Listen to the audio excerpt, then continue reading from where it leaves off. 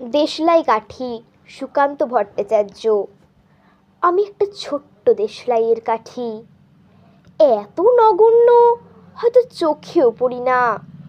তবু যেন মুখে আমার উসখুস করছে বারুদ, বুকে আমার জ্বলে উঠবার দুরন্ত উচ্ছ্বাস। আমি একটা দেশলাইয়ের কাঠি।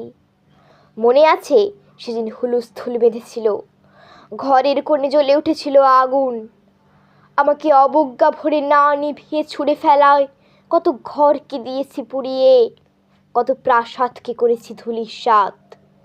আমি একাই ছোট্ট একটা দেশলাইয়ের কাঠি। এমনই বহু নগর বহু রাজ্যকে দিতে পারি ছাড়খাড় করে, তবু অবজ্ঞা করবে আমাদের?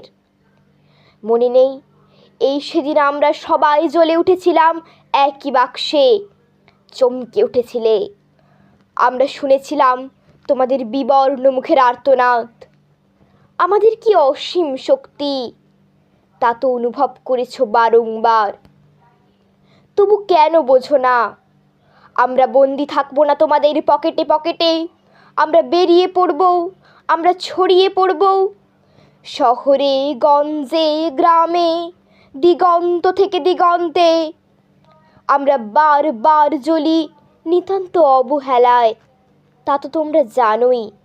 কিন্তু তোমরা তো জানো না কবে আমরা জ্বলে উঠব, সবাই শেষবারের মতো।